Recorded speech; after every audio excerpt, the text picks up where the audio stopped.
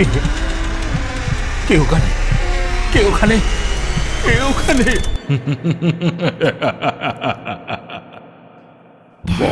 ভুতুরে, যেখানে জীবিত সব চরিত্র।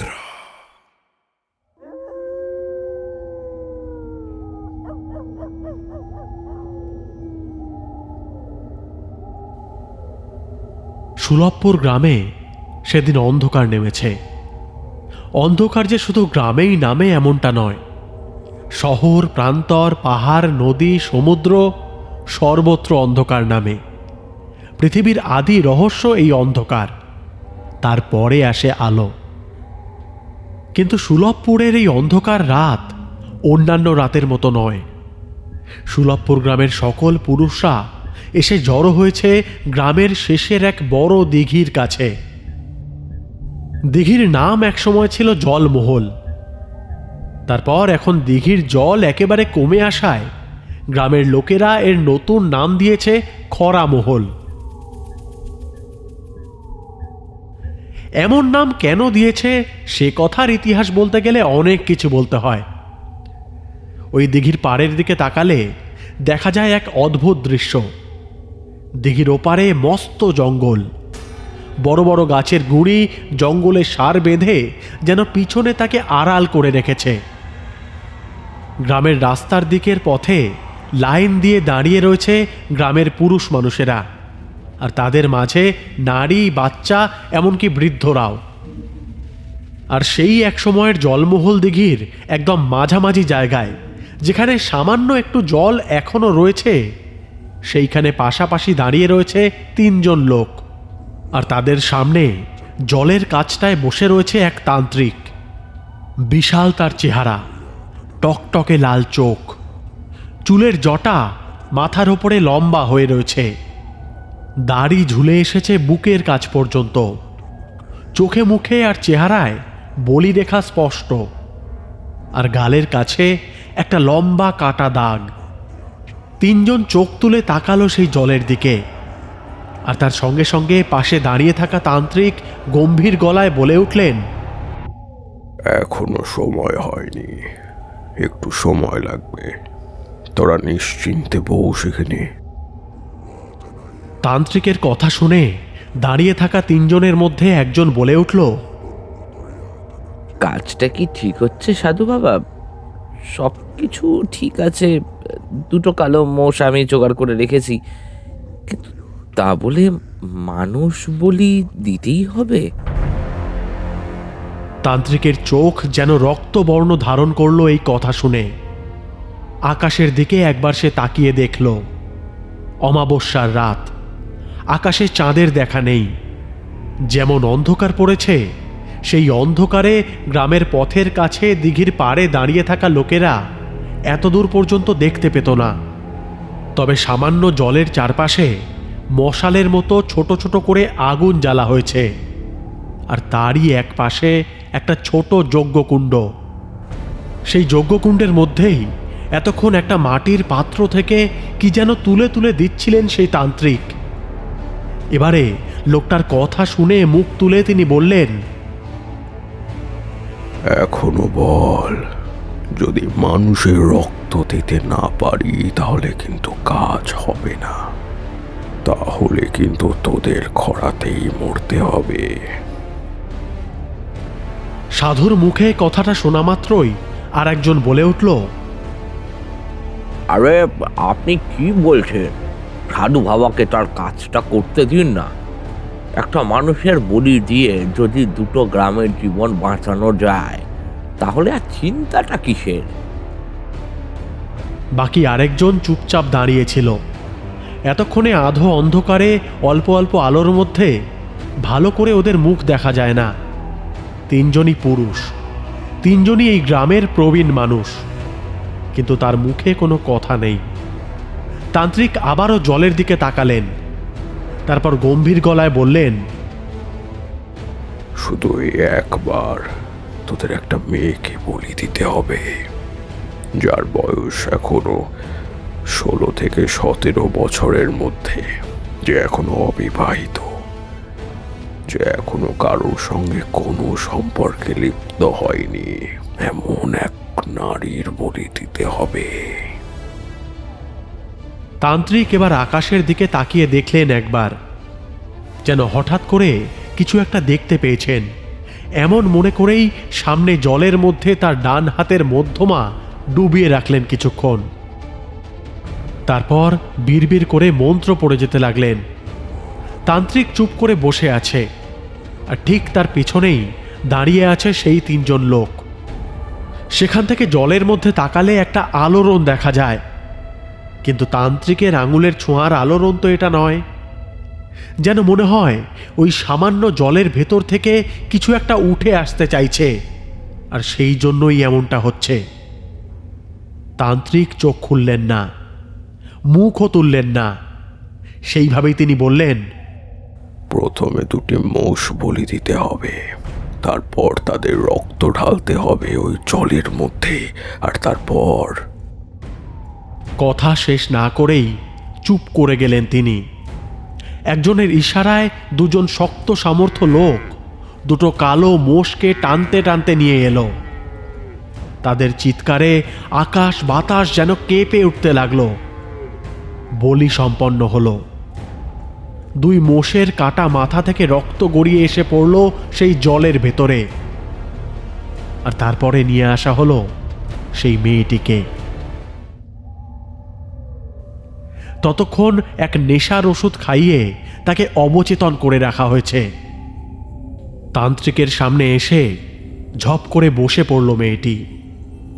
তার গোটা শরীর ভেজা, আর গলায় একটা টকটকে জবা ফুলের মালা। সে চোখ তুলে তাকালো তান্ত্রিকের চোখের দিকে। তান্ত্রিক তার ভাষা ভাষা চোখের ইশারায় সবাইকে সরে যেতে বললেন। আর তখনই সবাই দেখল জলের তলায় সেই আলোড়নটা যেন বেড়ে উঠেছে। একটা অদ্ভুত গন্ধ ছড়িয়ে পড়েছে চারিদিকে।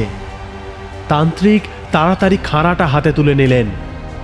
তারপর কি একটা মন্ত্র বিড়বিড় করে উচ্চারণ করে যখন নিচের দিকে তাকালেন, তখন মেয়েটা নিজের মাথাটা যেন বলি হবার জন্যে নিজেই বাড়িয়ে দিয়েছে সেই জলের দিকে। তান্ত্রিক আর কিছু লক্ষ্য করলেন না। সজোরে তার খাঁড়াটা নেমে এলো নিচের দিকে, আর সঙ্গে সঙ্গে রক্ত ছিটকে গিয়ে লাগলো তার গায়ে। কাটা মাথাটা গড়িয়ে পড়ল সেই জলের ভেতরে। সেই জল রক্তে লাল হতে শুরু করেছে। বাকি শরীরটা থরথর করে কাঁপতে লাগলো। তখন যেন দেখে মনে হলো তাতে এখনো প্রাণ রয়েছে, শুধু মাথাটাই তার হারিয়েছে। আর ঠিক তখনই মেঘমুক্ত আকাশে একবার বিদ্যুৎ চমকে উঠল।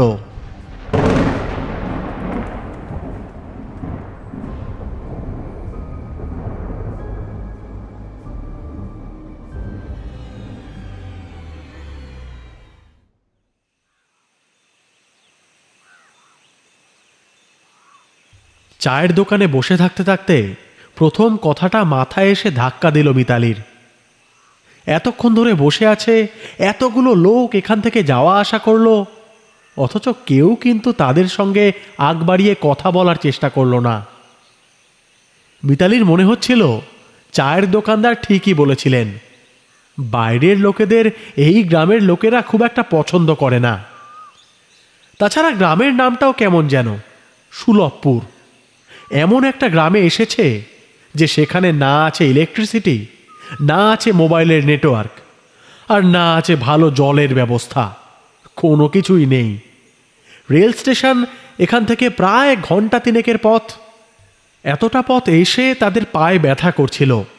সেই জন্য চায়ের দোকানটায় বসে একটু জিরিয়ে নিচ্ছিল মিতালি আর তার বন্ধু অঙ্কন। চায়ের দোকানদার বলল, আমি তো আগেই বলেছিলাম এখানে লোকজন বাইরের লোককে খুব একটা পছন্দ করে না, দেখলেন তো। কিন্তু আপনারা যাবেন কোথায় সেটাই তো বললেন না এখনো। আমরা একটা স্কুল প্রোগ্রামে এসেছি। আসলে আমাদের এক বন্ধু এখানে থাকে। 3 মাস আগে সেই গ্রামে এসেছিল বটে, তবে তার নাম হচ্ছে রবিন চৌধুরী। তার খোঁজেই আমরা এখানে এসেছি। যতদূর শুনেছিলাম যে শেষমেশ এই গ্রামেই সে ছিল।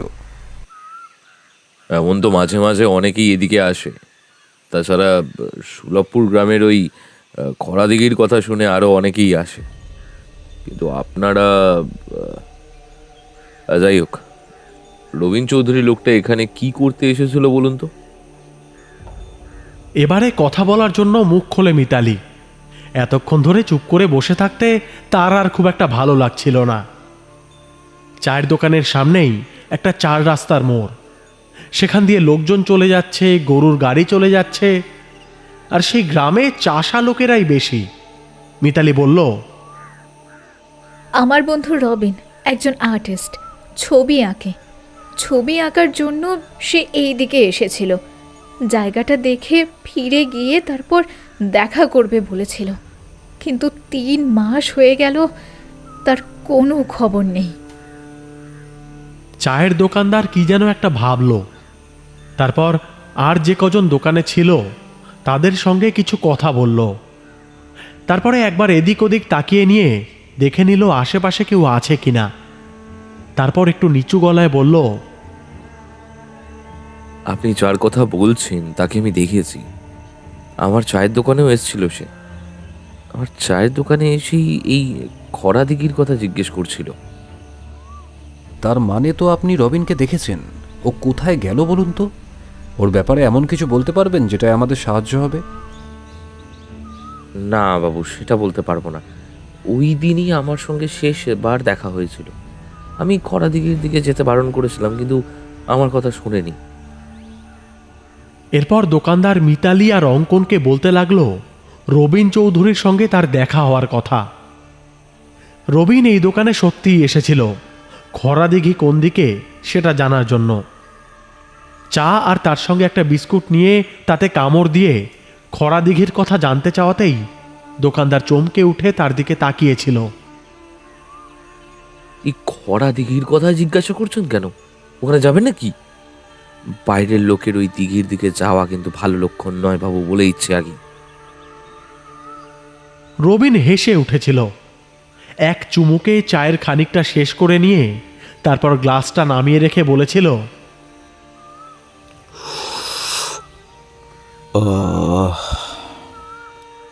আরে ওই দিঘি নিয়ে কি সমস্ত গল্প ছড়িয়ে আছে শুনেছি, তার জন্যই তো এখানে এসছি।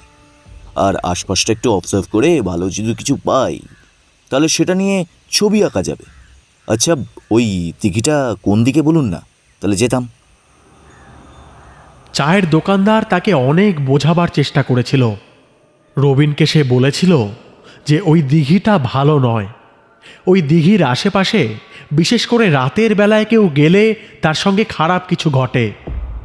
আর যদি অমাবস্যা হয় তাহলে তো কথাই নেই।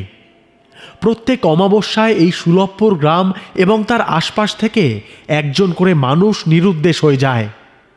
আর যদি বাইরের কোনো লোক থাকে তাহলে কিন্তু বিপদটা হয় তারই। আপনি বাবু শহরের লোক, আপনি বিশ্বাস করবেন না আমি জানি, কিন্তু আমাদের এই সুলভপুরের খরা দিঘির গল্পটা আপনি জানেন না। এই দিঘি এখন যেমন দেখছেন আগে তেমন ছিল না। এক সময় এই দিঘির জল সম্পূর্ণভাবে শুকিয়ে গিয়েছিল। তখন এক তান্ত্রিক কোনো একটা পূজা করে এই দিঘিতে আবার জল ফিরিয়ে এনেছিল, কিন্তু তার বদলে 2টো কালো মোষ আর একটা মেয়েকে বলি দিতে হয়েছিল। তারপর থেকেই ওই দিঘির জল আর কখনো কমেনি। প্রচণ্ড খরা হলেও এই দিঘির আগের মতোই ভরা থাকে জল। গ্রামের মানুষ দিঘির জল নানান কাজে লাগায়, কিন্তু তার পরিণাম হয়েছিল ভয়ঙ্কর। ওই যে বললাম, প্রতি অমাবস্যার রাতে একজন করে লোক নিখোঁজ হয়ে যাবেই। সুলভপুর গ্রামে বাইরের লোকেরা থাকলে তারাই আগে নিখোঁজ হয়, না হলে আমাদের এই গ্রামের লোকেরা হয়। কখনো কখনো পাশের গ্রামের কোনো লোক অমাবস্যাতে রাতে ওই পথ দিয়ে গেলেও সেও নিখোঁজ হয়ে গিয়েছে। আজ অমাবস্যা, তাই বললাম অন্তত আজকের দিনটা ওই পথে যাবেন না, কাল যান। অমাবস্যার দিন কিংবা রাত যে কোনো সময় কেউ গেলে ও কিন্তু তাকে মনে রাখে। গল্পটা শুনতে বেশ ভালোই লাগছিল রবিনের, তাই চায়ের দোকানদার কথা শেষ করতেই সে বলল, কার কথা বলছেন বলুন তো? দিঘির আসল ব্যাপারটা বললেন। সে কথা কেউ জানে না বাবু। আজ পর্যন্ত যে ওকে দেখেছে সেই মরেছে। শুধুমাত্র একজন সাধু নাকি এক অমাবস্যার রাতে ওই দিঘির পাড়ে গিয়ে বিপদে পড়েও বেঁচে ফিরে আসতে পেরেছে। তাছাড়া আর কেউ কখনো ফিরে আসেনি। কথাগুলো রবিন যত শুনছিল ততই যেন তার উৎসাহ বাড়ছিল। এমন গল্প তো আর প্রত্যেক দিন শোনা যায় না।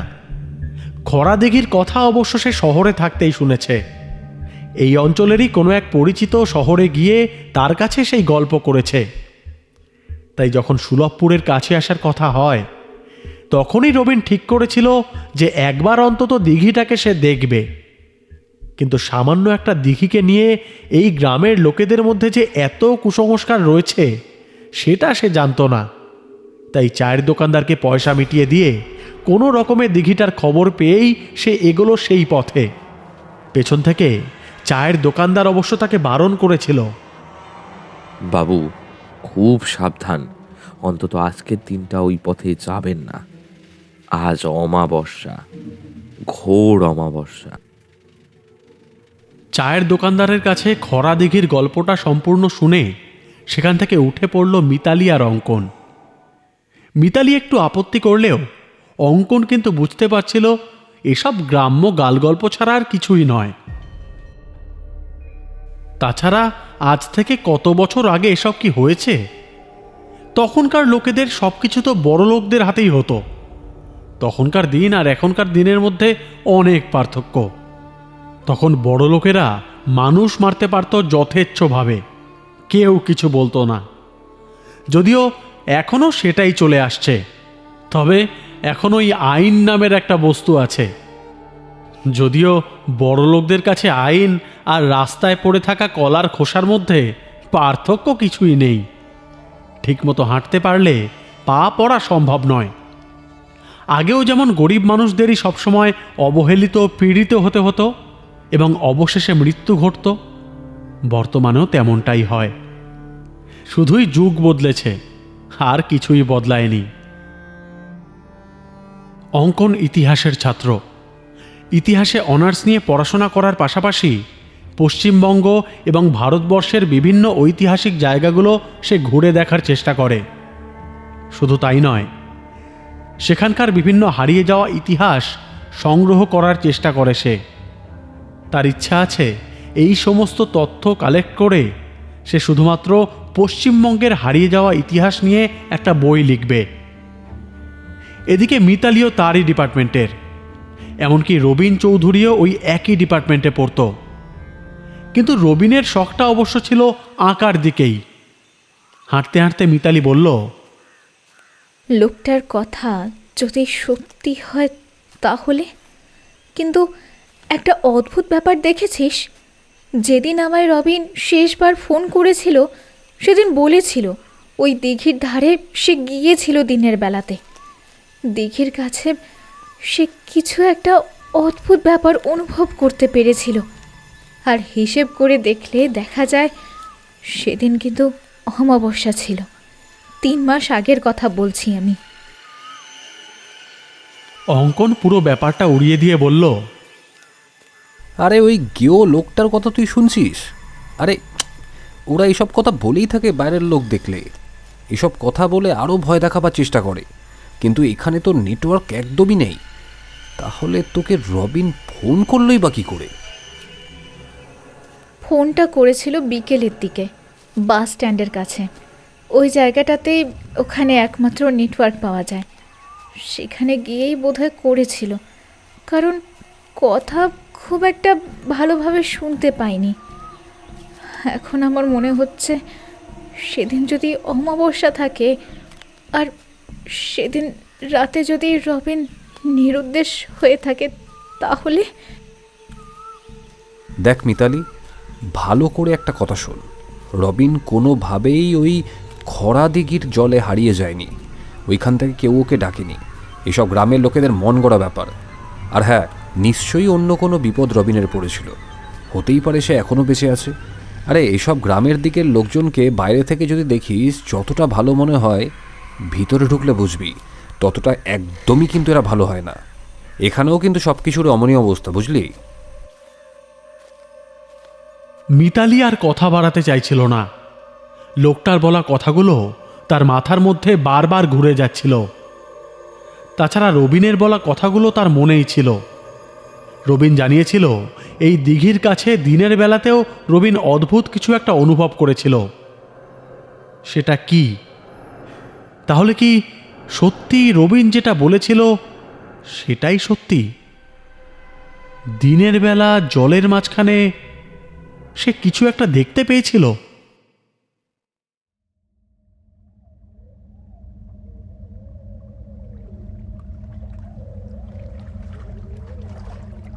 ওরা দুজনে যখন দিঘির কাছে সেই গ্রামের রাস্তায় এসে দাঁড়ায় তখন দুজনেরই কিন্তু চোখ জুড়িয়ে যায়। একদিকে জঙ্গল আর একদিকে গ্রামের রাস্তা, আর মাঝখানে দিঘিটার জলে যেন দূর থেকে দুটো বক উড়ে যাচ্ছে। দিঘির জলের কাছে একটা লোক দাঁড়িয়ে আছে। ওরা অবাক হয়ে এগিয়ে গেল সেই দিকে। লোকটার পরনে একটা লাল রঙের কাপড়, খালি গা আর মাথার চুল লম্বা হয়ে পিঠের কাছে এসে পড়েছে। খানিকটা কাঁচা পাকা চুল।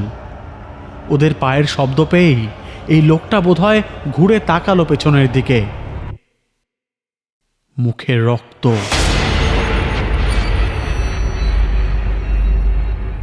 লম্বা দাড়ি আর চোখটা কেমন যেন ভেজা ভেজা। ওরা তার দিকে তাকাতেই লোকটা অবাক হয়ে বলল, তোমরা কারা? এখানে এসেছো কেন? তোমরা জানো না আজ আমাবস্যা? অঙ্কনের ধৈর্যের বাঁধ ভেঙে গিয়েছিল। এই একই গল্প বারবার শুনতে শুনতে সে আর সহ্য করতে পারছিল না। সে বলল, কি হয়েছে বলুন তো? যেখানেই যাচ্ছি অমাবস্যা অমাবস্যা, আপনাদের অমাবস্যা তো আপনাদের কাছে রাখুন না, আমাদের কেন বারবার শোনাচ্ছেন? লোকটা হাসি চোখে তাকালো অঙ্কনের দিকে। অঙ্কনের চোখের দৃষ্টি শক্ত, মুখটাও কেমন হয়ে এসেছে। তার মুখের অবস্থা এমন যেন লোকটার একটা কথা বললেই এক্ষুনি লোকটার মুখের 32টা দাঁতই সে ফেলে দেবে। মিতালি ব্যাপারটা সামলে নিয়ে তাদের এখানে আসার কথা লোকটাকে বলতেই সে বলল, রবিন চৌধুরী 3 মাস আগে এখানে এসেছিল। ও আর বেঁচে নেই। এই জলের তলায় ঠিক ওই খরা দিঘির মাঝখানে যে কুঁয়োটা আছে, ওই কুঁয়োর ভিতরে বাকিদের সঙ্গে তার ওই ওই ওই কঙ্কালটা পাওয়া যাবে। মানে আপনি কি বলতে চাইছেন? আর আপনি বা জানলেন কি করে যে রবিন ওই জলের মধ্যে মাঝখানে কোথাও কুয়োর মধ্যে রয়েছে? কারণ আমি একমাত্র ব্যক্তি যে আমাবস্যার রাতেই এই খরা দিঘির ডাক থেকে বেঁচে ফিরত আসতে পেরেছিলাম। তবে তবে তার ফলও আমাকে ভুগতে হয়েছে। এই দেখো। এতক্ষণ ওরা খেয়াল করেনি, কিন্তু এইবার খেয়াল করতেই দেখল তার ডান হাতে ধরা একটা লাঠি। সেই লাঠির ওপর ভর দিয়ে সে এতক্ষণ দাঁড়িয়েছিল। তার ডান পায়ে শুকিয়ে যাওয়া একটা ক্ষত, এখন সেটা কালচে হয়ে গেছে, কিন্তু বোঝা যায় পায়ের হাড়ের গা থেকেও রক্ত মাংস কেউ যেন ধারালো কিছু দিয়ে টেনে তুলে ফেলেছিল। তাছাড়া তার ডান পায়ের কোড়ে আঙুল এবং তার পাশের জায়গাটা নেই। ওখান থেকে অদ্ভুতভাবে যেন পায়ের অর্ধেকটা কেউ কেটে নিয়ে গেছে। ওরা সেই দিকে তাকিয়ে আছে। অঙ্কন অবাক হয়ে গেল।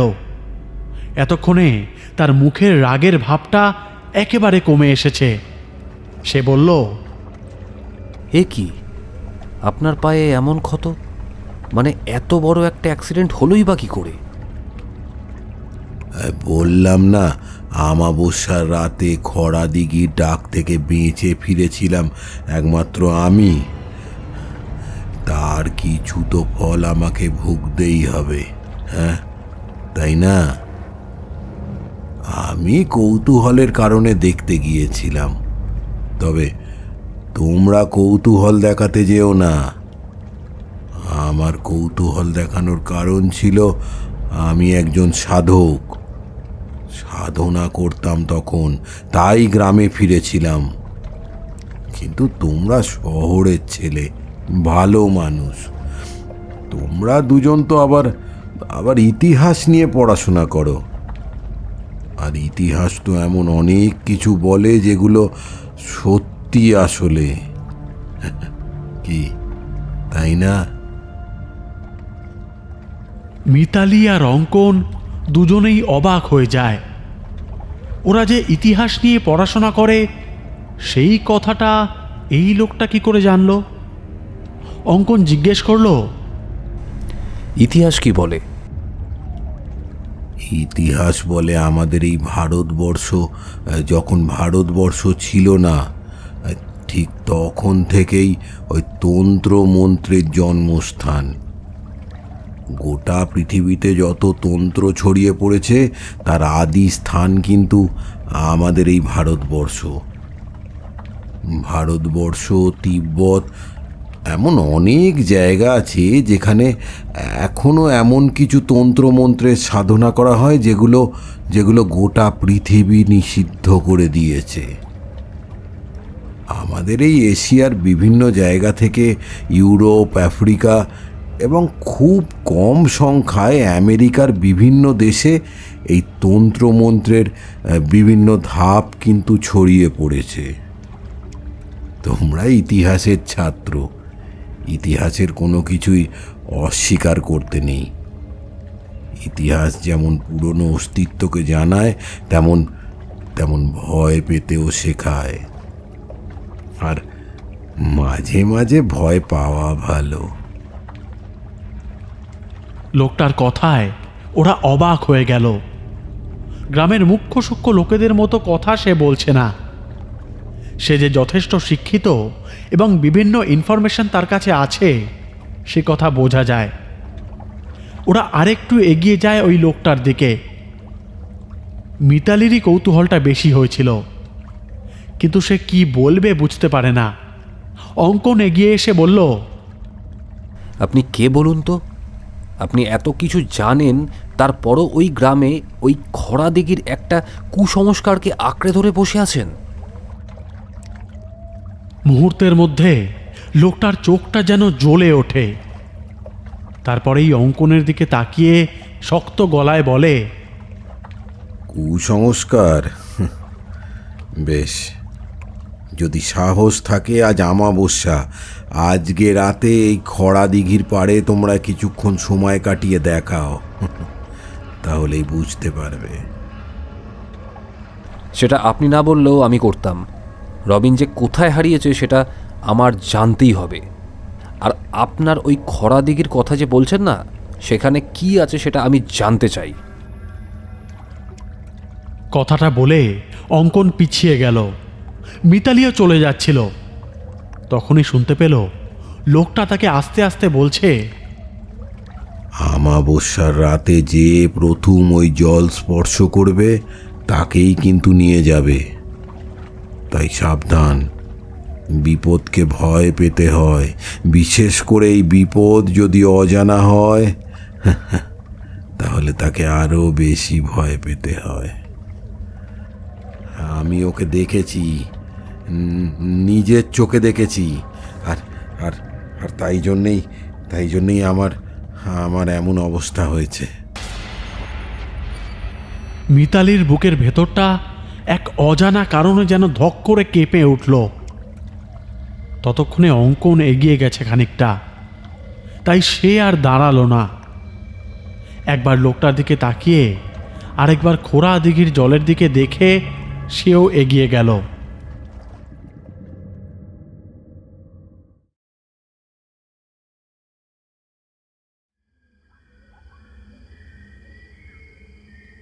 গ্রামের একটা বাড়িতে টাকা পয়সা দিয়ে রাতে থাকার ব্যবস্থা করা হয়েছে।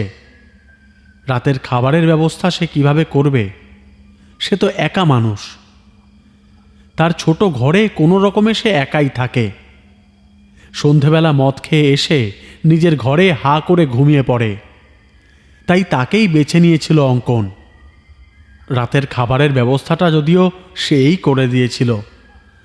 খাওয়া দাওয়া সেরে ওরা চুপ করে বসে রইল।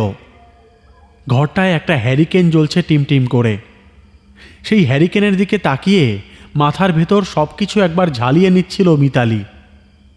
প্রথমেই তার মাথায় আসছিল 3 মাস আগে এখানে রবিনের ঘুরতে আসা এবং এখান থেকে দুপুরবেলা তাকে ফোন করে সেই সব অদ্ভুত কথাগুলো বলা।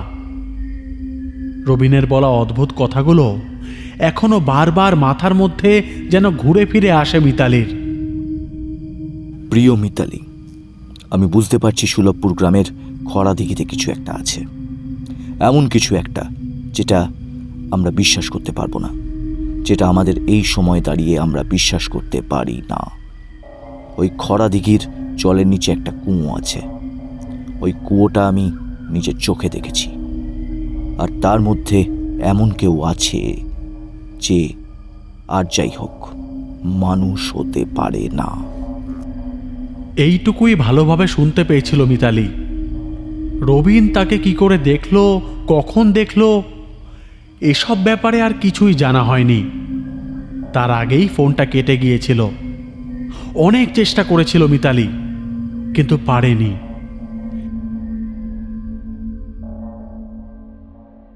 এই সুলভপুর গ্রামে এখনো পর্যন্ত ইলেকট্রিসিটি আসেনি। আশেপাশের গ্রামগুলোতে এসেছে, তবে এই গ্রামের লোকেদের সঙ্গে একসময় এই দিককার এলাকার রাজনৈতিক নেতাদের কোনো একটা বড়সড় ঝামেলা হয়েছিল। এখানকার জমি জমা দখল করে তারা কলকারখানা তৈরি করে শিল্প আনতে চেয়েছিল, কিন্তু এই গ্রামের লোকেরা হতে দেয়নি।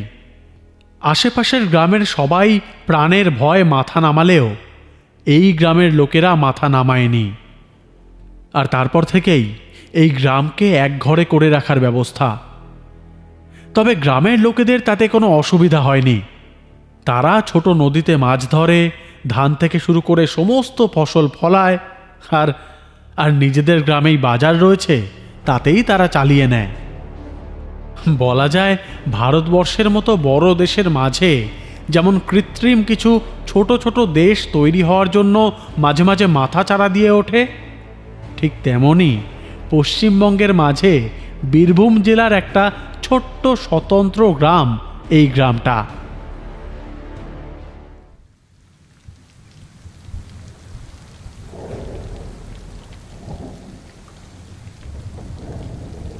কিন্তু মিতালি এসব কথা মনে করতে চায় না।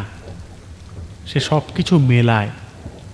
তারপর থেকেই আর রবিনের কোনো খোঁজ পাওয়া যায় না। তাই বাধ্য হয়ে ওরা দুজন রবিনের খোঁজ করতে এখানে এসেছে। কিন্তু এইখানে এসেও সেই খোঁজ তারা করেই যাচ্ছে। আর সেই জঙ্গলের মাঝে এমন কিছু রয়েছে যেটা সত্যি ভয়ের, যেটা ওই লোকটা পর্যন্ত ভয় পায়। এমন শিক্ষিত, এত কিছু জানা একটা লোকের পরনে লাল রঙের সাধুর পোশাক, আবার তার পায়ে অমন দগদগে একটা ঘা। এইসবই একভাবে ভেবে চলেছিল মিতালি। বাইরে ফোঁটা ফোঁটা বৃষ্টির শব্দ শোনা যাচ্ছিল। অঙ্কন কোনো একটা কাজে এতক্ষণ ব্যস্ত হয়েছিল। এইবার মিতালির এমন ঘোর ভাব দেখে তার কাঁধে একটা আলতো ধাক্কা দিয়ে সে বলে, কি ব্যাপার, নিউটনের মতন ভাবতে শুরু করে দিলি তো? নিউটন আপেল পড়তে দেখে মাধ্যাকর্ষণ আবিষ্কার করে, আর তুই বৃষ্টি পড়া দেখে কি আবিষ্কার করবি বলতো? আমার মনে হয় আমাদের কোথাও একটা ভুল হচ্ছে, এমন একটা ভুল হচ্ছে যেটা আমরা ধরতে পারছি না। এই সুলভপুরে আসার আগে এখানকার ইতিহাস কিন্তু আমি পড়েছি। খুব বেশি কিছু নেই, তবে ওই লোকটার কথা মিথ্যে নয়। এখানকার ওই দিঘিটার আগের নাম ছিল জলমহল। বীরভূমের এই এলাকাটা একজন পর্যটক ঘুরেছে। সে এখানকার সমস্ত ইতিহাস, ভূগোল সব কিছু একটা বইতে লিখে রেখেছিল। তখনই কিন্তু ওই জলমহল খরামহল হয়ে যাওয়ার কথাটা ওখানে লেখা ছিল। তারপরে সেটা সবার মুখে মুখে খোরামহল হয়ে যায়। বলির ব্যাপারটা কিন্তু সত্যি। শুনেছিলাম প্রত্যেক মাসে অমাবস্যায় নাকি একটা করে মেয়ে বলি দেওয়ার নিয়ম ছিল, পরে সেটা বন্ধ হয়ে যায়। তার মানে তুই বলতে চাইছিস এখনকার দিনে এসে ওই সমস্ত বলি ভূতপ্রেতের তন্ত্র মন্ত্র এসব কথা আমায় বিশ্বাস করতে হবে? মিতালি, তোর কাছ থেকে এটা আমি জাস্ট এক্সপেক্ট করতে পারছি না। গ্রামের দিকে এসব গল্প হয়েই থাকে। আমাদের শহরের লোকেরা এখানকার মতো এই সব কথা কেউই ভাবতে পারে না। তুই কি সেটা বুঝতে পারছিস না? তন্ত্র মন্ত্র যে আমাদের দেশে এখনও ছড়িয়ে আছে সে কথাটা কিন্তু আমি বিশ্বাস করি অঙ্কন। আর এই সমস্ত কিছুর জন্য উপযুক্ত জায়গা কিন্তু গ্রাম, কারণ এখানে লোকজন কম। প্রকৃতির যে একটা শক্তি আছে সেটা তো তুই অস্বীকার করতে পারবি না। শহরের মানুষ প্রকৃতিকে ধ্বংস করে নিজের সুবিধা করার চেষ্টা করে, আর গ্রামের মানুষ প্রকৃতির সঙ্গে একাত্ম হয়ে বেঁচে থাকে। আর তাই ভূতের তন্ত্র মন্ত্র এদের জন্য আদর্শ স্থান কিন্তু এই গ্রাম। অঙ্কন অবাক হয়ে তাকায় মিতালির দিকে। মেয়েটা এখানে আসা পর্যন্ত ঠিক ছিল, আর গ্রামে পা দেওয়ার পর থেকেই কেমন যেন বদলে গেল। সুলভপুরের মাটিতে এমন কি আছে? প্রথমে চায়ের দোকানদার, তারপর সেই লোকটার কথাবার্তা শুনে কি মিতালির মাথার মধ্যে এসব কিছু চলছে? নাকি রবিন তাকে এমন কিছু বলেছিল যার সঙ্গে সে কোনো একটা সংযোগ খুঁজে পেয়েছে? দেখ, তুই কি করতে চাস আমি জানি না, কিন্তু ওখানে কি আছে সেটা আমায় দেখতেই হবে, নাহলে ফিরে গিয়ে আফসোস থেকে যাবে কিন্তু আমার। মিতালি উত্তরে কিছু বলল না। রবিন তারও বন্ধু, অঙ্কনেরও বন্ধু। রবিনের কি হলো সেটা না জেনে সে এখান থেকে যাবে না, কিন্তু ওই লোকটার কথা তার মাথায় বারবার ঘুরছে। লোকটা কোন বিপদের আভাস দিয়েছিল? জলের তলায় সত্যি সত্যি যে বিপদটা আছে সেই বিপদের কথাই কি সে বলছে, নাকি অন্য কিছু?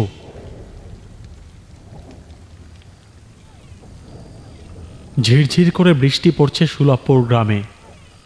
গোটা গ্রাম নিশ্চিন্ত নিস্তব্ধতায় ঘুমিয়ে আছে। দূর থেকে গ্রামের দিকে তাকালে মনে হবে যেন নিঝুম মনুষ্যহীন একটা গ্রাম।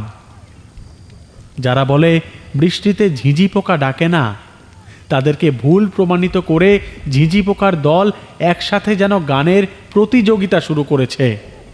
শুধু মাঝে মাঝে ব্যাঙের দল যোগ দিচ্ছে।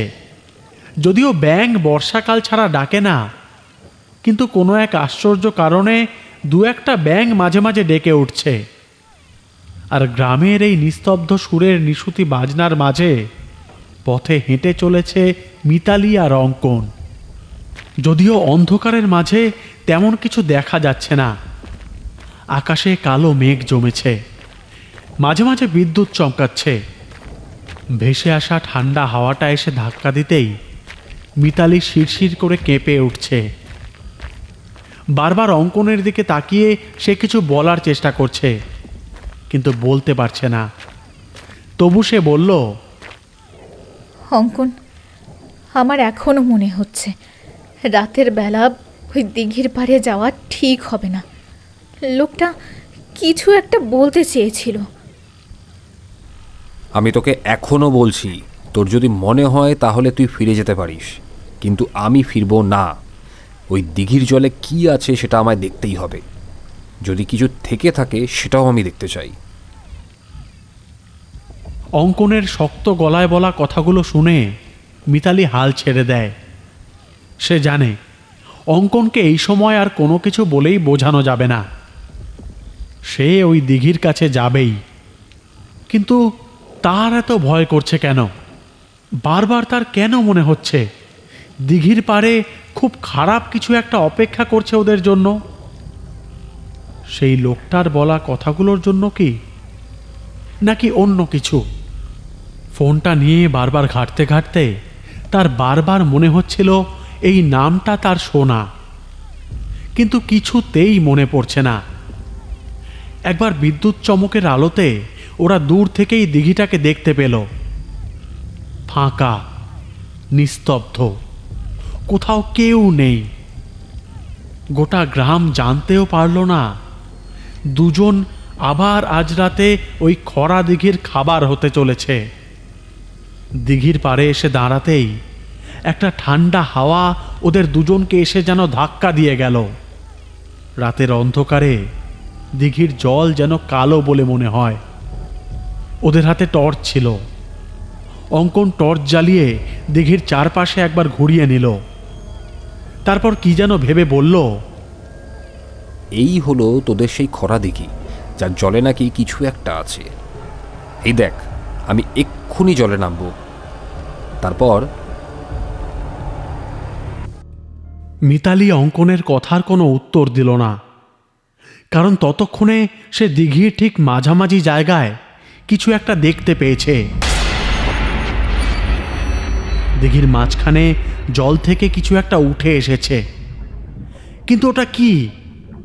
মিতালি অবাক হয়ে তাকিয়ে রইল সেই দিকে। জলের ওপরে দিঘির তলা থেকে যেটা উঠে এসেছে সেটা অন্য কেউ নয়, ওটা রবিন। রবিন শহর ছেড়ে আসার সময় তার পরনে যেমন সাদা জামা আর কালো রঙের সেই প্যান্টটা ছিল, সেগুলোই আছে। রবিন হেঁটে আসছে ওর দিকে। জলের ওপর থেকে মানুষ কিভাবে হাঁটতে পারে? ততক্ষণে অঙ্কন যেন কি একটা বলছে, কিন্তু সেসব তার কানে আসছে না। মিতালি আস্তে আস্তে এগিয়ে গেল জলের দিকে। ওই তো সত্যি সত্যি রবিন হেঁটে আসছে, কিন্তু রবিনের পেছনে ওটা কি? আতঙ্কে মিতালির গোটা শরীর যেন পাথরের মতো হয়ে গেল। এক মুহূর্তে জলের তলা থেকে রবিনের পিছু পিছু বেরিয়ে এসেছে একটা ভয়ঙ্কর মাথা। শুধু মাথা ছাড়া আর কিছুই নেই তার। তার চুলগুলো যেন সাপের মতো লম্বা কালো দড়ি হয়ে তার মাথার চারপাশ থেকে নেমে এসেছে সামনের দিকে। সেগুলো বাতাসে ভাসতে ভাসতে একটু একটু করে এগিয়ে যাচ্ছে রবিনের দিকে, কিন্তু মাথার তলায় আর কিছুই নেই। কাটা গলাটা খানিকটা দেখা যাচ্ছে এত দূর থেকে। মিতালির সেসব দেখার কথা নয়, তবুও সে দেখতে পাচ্ছিল কোনো এক আশ্চর্য মন্ত্র বলে। তার চোখের পাতা কাঁপছিল। তার গলার কাছে এসে কথাগুলো যেন আটকে রয়েছে। কেউ যেন চেপে ধরে রেখেছিল তার গলাটা। চিৎকার করতে চাইছিল মিতালি, চিৎকার করে রবিনকে ডাকার চেষ্টা করছিল, কিন্তু পারছিল না। অঙ্কন তার কথা শেষ করে ততক্ষণে জলের দিকে এগিয়ে গেছে। একভাবে তাকিয়ে রয়েছে সেই দিকে, কিন্তু তার কোনো ভ্রুক্ষেপ নেই। মিতালির কপালে বিন্দু বিন্দু করে ঘাম দেখা দিল। রবিন তখনও হেঁটে আসছে তার দিকে, আর তার পেছন পেছন যেন জলের ওপর থেকে হাওয়ায় ভাসতে ভাসতে এগিয়ে আসছে সেই কাটা মাথাটা। আর ঠিক সঙ্গে সঙ্গে মিতালির মনে পড়ল সুলভপুর নামটা তার কেমন চেনা চেনা মনে হয়েছিল।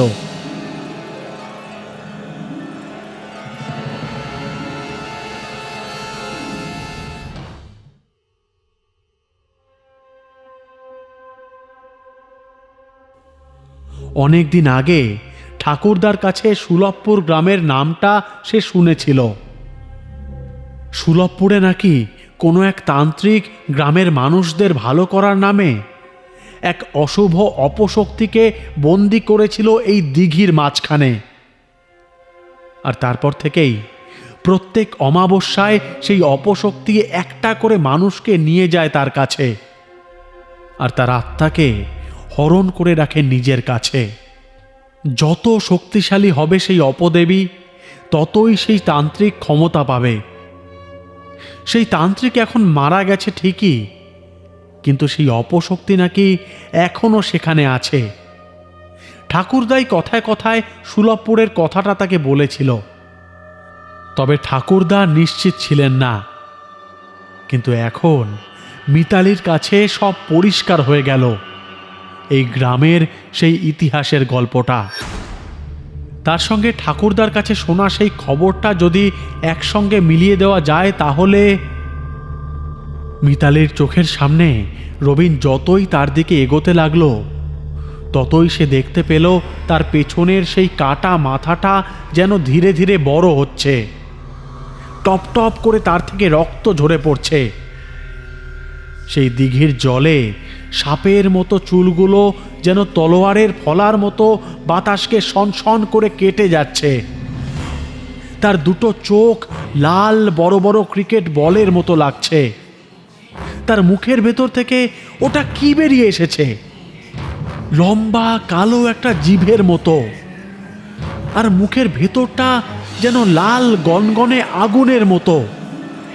রবিন হাতটা তুলে তার দিকে এগোচ্ছে। মিতালি আর থাকতে পারল না, ছুটে যেতে গেল সেই জলের দিকে। আর ঠিক তখনই রবিনের পেছনে থাকা সেই ভয়ঙ্কর মাথাটা হা করতেই তার মুখের ভেতরের গনগনে নরকের আগুন দেখে মিতালি থমকে গেল এক মুহূর্তের জন্য। আর তারপরেই রবিন তাকে ডাকছে। তারপরে যেন মাথাটা দাঁড়িয়ে পড়ল। ততক্ষণে অঙ্কন নেমে পড়েছে জলে, ঠান্ডা জল। কালো অন্ধকারের মধ্যে সেই ঠান্ডা জলে ভালো করে কিছুই দেখা যায় না। খানিকটা নেমে কোমর পর্যন্ত জলের কাছে সে গিয়েছে। দুটো হাত তুলে সে চিৎকার করে বলছে, মিতালি, আমি জলে নেমেছি, দেখ তোদের এই খরা দিঘি না খরা মহল, তার জলে আমি নেমেছি, তা আবার অমাবস্যা রাতে। যদি কোনো অশুভ শক্তির ক্ষমতা থাকে তাহলে আমাকে আটকাতে বল। মিতালি কোনো কথা বলল না। তার হাতের টর্চটাও কোনো কারণে কিছুতেই জ্বলছে না। চারপাশের অন্ধকারের মধ্যে অঙ্কন ভালোভাবে কিছু দেখতে পেল না। ঠান্ডা জল তার গোটা শরীরে এসে লাগছে, বেশ ভালো লাগছে তার। সে টর্চটা রেখে এসেছিল পাড়ের কাছে। এবার খানিকটা দিঘির জলে সাঁতার কাটতে লাগলো কিছুক্ষণ। তারপর ফেরার পথ ধরল। কিন্তু ফেরার পথ ধরতেই প্রথম ধাক্কাটা খেল সে। কোথায় মিতালি? কোথায় সেই দিঘির পার? কোথায় কি? সে কখন যেন ভাসতে ভাসতে চলে এসেছে সেই দিঘিটার ঠিক মাঝখানে। পরের দিকে সাঁতার কাটতে যাবে এমন সময় সে বুঝতে পারল দিঘির ঠিক তলা থেকে কিছু একটা আস্তে আস্তে ওপরের দিকে উঠে আসছে। একটা প্রচ্ছন্ন ধোঁয়ার মতো দেখা গেল। আর সেই অন্ধকারের মধ্যে দিঘির তলায় ডুবতে ডুবতে সে দেখতে পেল জলের তলা থেকে বেরিয়ে আসছে লালচে একটা অদ্ভুত আলো। সে কোনো রকমে নিজেকে সামলে সাঁতার কাটার চেষ্টা করলো ওপরে ওঠার জন্য, কিন্তু পারল না। কারণ ততক্ষণে সে নিচের দিকে নামতে শুরু করেছে। লালচে আলোটা একটা গর্তের ভেতর থেকে বেরিয়ে আসছে। লাল আগ্নেয়গিরির জ্বালামুখ যেমন হয় অনেকটা তেমন। আরেকটু ভালো করে লক্ষ্য করতেই অঙ্কন সেটা দেখতে পেল। সব কিছুই যেন পরিষ্কার। সেটা আগ্নেয়গিরির জ্বালামুখ নয়, জলের একদম নিচে কে যেন একজন মস্ত বড় একটা হা করে আছে। তার মুখের ভেতর থেকেই বেরিয়ে আসছে সেই লালচে আগুন। ওই তো তার মুখের ভেতরে এলোমেলো হয়ে শুয়ে রয়েছে কতগুলো নর কঙ্কাল। একটু ওপরেই মস্ত বড় দুটো লাল চোখ, আর মাথার চুলগুলো যেন সাপের মতো এলোমেলোভাবে ছড়িয়ে আস্তে আস্তে উঠে আসছে ওপরের দিকে। অঙ্কনের মনে পড়ে গেল অনেকদিন আগে একটা বইতে একটা ছবি সে দেখেছিল। জলের নিচে পাথরের নানান রকম মূর্তি। ঠিক যেন তেমনই মনে হয়েছিল জিনিসটাকে। শুধু একটাই পার্থক্য, এই মূর্তি জীবন্ত। কারণ তার চোখের সেই লাল রং আস্তে আস্তে নড়তে শুরু করেছে। সাপের মতো মাথার চুলগুলো অঙ্কনের গোটা শরীর জড়িয়ে ধরতে লাগলো। সে ওপরে ওঠার চেষ্টা করতে লাগলো, কিন্তু পারল না। লাল মুখের ভেতরে গোটা শরীরটা ঢুকে যাওয়ার আগে অঙ্কন আরেকটা ব্যাপার বুঝতে পেরেছিল। জলের তলায় যেটা রয়েছে সেটা গোটা শরীর নয়, শুধু একটা কাটা মাথা ছাড়া অন্য কিচ্ছু নয়। তার মানে এই সুলভপুরের ইতিহাস কোনো গল্প কথা নয়, বাস্তবিক সবকিছুই সত্যি।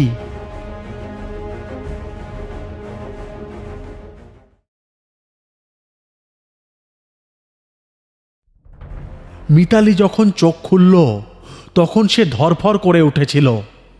তার মনে আছে ওই জলের ওপর থেকে রবিন তার দিকে এগিয়ে আসছিল দেখে সেও এগিয়ে যায় জলের দিকে।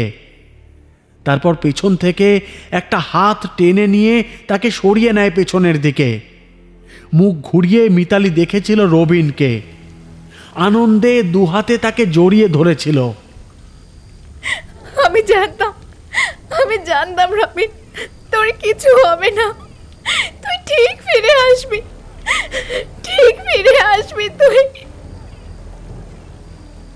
অঝরে কাঁদছিল মিতালি, কিন্তু আবেগের বশে আর কান্না ভেজা চোখে সে খেয়াল করেনি যে তাকে বাঁচিয়েছে সে রবিন নয়, সে হলো সেই আঘাত পাওয়া লোকটা।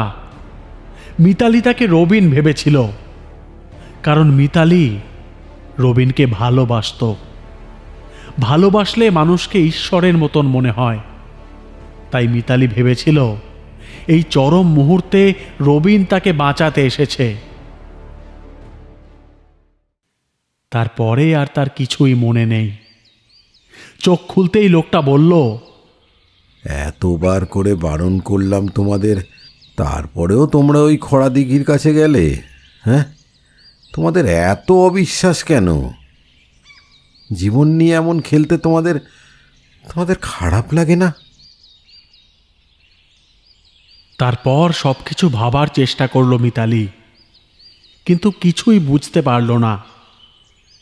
সে সেই বাড়িতেই বসে আছে যেখানে তারা রাতে থাকার ব্যবস্থা করেছিল। সেই চায়ের দোকানের লোকটা এসেছে। আরও কয়েকজন লোক বাইরের দিকে আশেপাশে ছড়িয়ে ছিটিয়ে নিজেদের মধ্যে কথা বলছে। মিতালি বলল, কি হয়েছে? এত লোকজন কেন? কাল রাতে তোমরা দুজনেই খরা দিঘির জলে মারা পড়তে। ভাগ্য ভালো আমি সময় মতো গিয়ে তোমাদের বাঁচাতে পেরেছিলাম। আর তোমার বন্ধু যে ততক্ষণে যা হবার হয়ে গেছে। তোমার বন্ধু সাঁতার কাটতে কাটতে দিঘির মাঝের দিকে চলে যাচ্ছিল। কতবার ওকে ডাকলাম, কিন্তু ও শুনতে পেল না। বেশ বুঝতে পারছিলাম খরা দিঘির সেই কাটা মাথা ওকে নিয়ে গেছে। কাটা মাথা? কিসের? একটা কথা তো তোমাদের বলাই হয়নি। আজ থেকে প্রায় 70 বছর আগে যখন ওই দিঘির নাম জলমহল থেকে খরামহল হয়েছিল, তখন এক তান্ত্রিক ওই দিঘির জলের মাঝখানে একটা পুজো করেছিল। সে কথা অবশ্য তোমরা জানো। এমনকি মোষের সঙ্গে সঙ্গে একটা মেয়ের কাটা মাথা বলি দেওয়া হয়। কিন্তু তোমরা যেটা জানো না সেটা হলো ওই সামান্য জলের মাটির তলায় ওই তান্ত্রিক ওই মেয়েটির মাথাকে বাঁচিয়ে তুলেছিল এক অপশক্তির দ্বারা। সেই থেকে ওই জলের তলায় আমাবস্যার রাতে সে উঠে আসে জীবন্ত কোনো কিছু খাওয়ার জন্য, নিজের খিদে মেটাবে বলে। আর খিদেও মেটে, আর সাথে সাথে অপশক্তির ক্ষমতাও বাড়ে। তবে সেই তান্ত্রিক এখন আর বেঁচে নেই, কিন্তু তার রেখে যাওয়া সেই অভিশাপ এখনো আমাদের এই সুলভপুরের খোড়া দিঘির জলে রয়েছে। তোমরা তো প্রায় একদিন এখানে ছিলে। ওই খরা দিঘির জলে কাউকে নামতে দেখেছো? হ্যাঁ, নাকি ওই জল কাউকে স্পর্শ করতে দেখেছো? মিতালির কাছে চায়ের দোকানদার এগিয়ে এসেছিল। সে বলল, আগে আমরা কিছু বুঝতাম না দিদিমণি। ওই দিঘিতে সবাই কাজ করতো, সাঁতার কাটতো। পরে বুঝতে পারলাম যারা ওই দিঘির আশেপাশে যায় তাদেরকেই ও টেনে নিয়ে যায় আগে। তারপর থেকে ওই দিঘির চারপাশ ফাঁকা হয়ে গেল। এমনকি গ্রামের লোকেরা দিঘির পাশ দিয়ে যাওয়ার সময় জলের দিকেও তাকিয়ে দেখে না। তোমার বন্ধুকে আর পাবে না, তোমার আগের বন্ধুকেও টেনে নিয়ে গেছে সেই মাথা কাটা, আর এই বন্ধুটি কেউ। তুমি ফিরে যাও দিদিমণি। সব শুনে মিতালি কিছুক্ষণ থম মেরে বসে থাকে। সে কি করবে কিছুই বুঝে উঠতে পারছিল না। হঠাৎ করে কি যে হয়ে গেল, এসব ভাবতে ভাবতেই হঠাৎ মিতালির চোখ পড়ল লোকটার পায়ের দিকে। সে বলল, আপনার পায়ের ওই দাগটা কি করে হলো সেটা তো বললেন না। আমিও তোমাদের মতো একদিন ওই জলে আমাবস্যার রাতে গিয়েছিলাম। অবিশ্বাস করিনি, বিশ্বাস করেছিলাম। কিন্তু কে আছে তা দেখার জন্যেই আমি আসলে ওখানে গিয়েছিলাম। জলে নামার পরে প্রথমে কিছুই হলো না। সাঁতার কেটে ফিরে আসতে যাব, এমন সময় মনে হলো জলের তলা থেকে আমার পা জড়িয়ে ধরেছে কিছু একটা। আমি কিছু তন্ত্র মন্ত্র জানি, তাই দেহ বন্ধন করেই নেমেছিলাম। আমি আবার মন্ত্র পড়তে পড়তে জলের কাছে চলে এসেছিলাম। তখন দেখছিলাম তাকে, শুধু একটা কাটা মাথা। সেই কাটা মাথা চুলগুলো সাপের মতো জড়িয়ে রয়েছে চারপাশে। সেটাই আমাকে ধরবার চেষ্টা করছিল। বিশ্বাস করবে না, আমার পায়ের এই ক্ষত তার চুলের আঘাতেই হয়েছে। ওই চুলের টানে আমার পা থেকে মাংস, এমনকি পায়ের পাতার একটা অংশ পর্যন্ত ছিঁড়ে নিয়ে গেছে। জলের মাঝখানে সে আমাকে ধরেছিল। তার হাঁ করা মুখের ভেতরে আমি ভাঙাচোরা নরকঙ্কাল পর্যন্ত দেখতে পেয়েছিলাম, বুঝলে? সে মানুষ খায়, কিন্তু তার নরকঙ্কালগুলোকে তার ওই মুখের ভেতরে জমা করে রাখে। সেদিন যদি আমি দেহ বন্ধন না করতাম, তাহলে সে আমাকে ঠিক নিয়ে যেত। দিঘির নিচে একটা কুয়ো আছে। অনেকে বলে সেই কুয়োটা সত্যিকারের, কিন্তু আমি মনে করি ওটা আসলে কোনো কুয়ো নয়। ওটা আসলে দিঘির তলায় থাকা সেই অপশক্তির কাটা মাথা।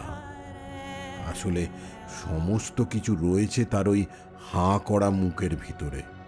সুলভপুর গ্রামের মানুষরা যে কিভাবে বেঁচে আছে তা তোমরা বুঝতে পারবে না।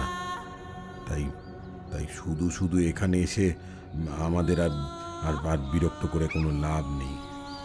তোমাদের মতো মানুষের কৌতূহলের জন্য যে কত মানুষ মারা গেছে। আমাদেরকে আমাদের মতো ছেড়ে দাও না। তোমরা যাও, ফিরে যাও তোমাদের শহরে। বিজলি বাতির আলোতেই তোমরা ভালো থেকো। যতদিন পর্যন্ত এখানে মানুষ বেঁচে থাকবে ততদিন পর্যন্ত আমরা ওই খরা দিঘির কাছে কাউকে ছেড়ে দেব না, আর বিশেষ করে ওই আমাবস্যার রাতে। তোমার বন্ধুর মতো কোনো লোক যদি হয় তাকে আমরা আটকাই না, বুঝলে? এই কে আছিস রে?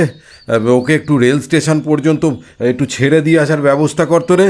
হ্যাঁ, অভিশাপ এত সহজে মিটবে না এত সহজে। যা ওকে ছেড়ে দিয়ে যা।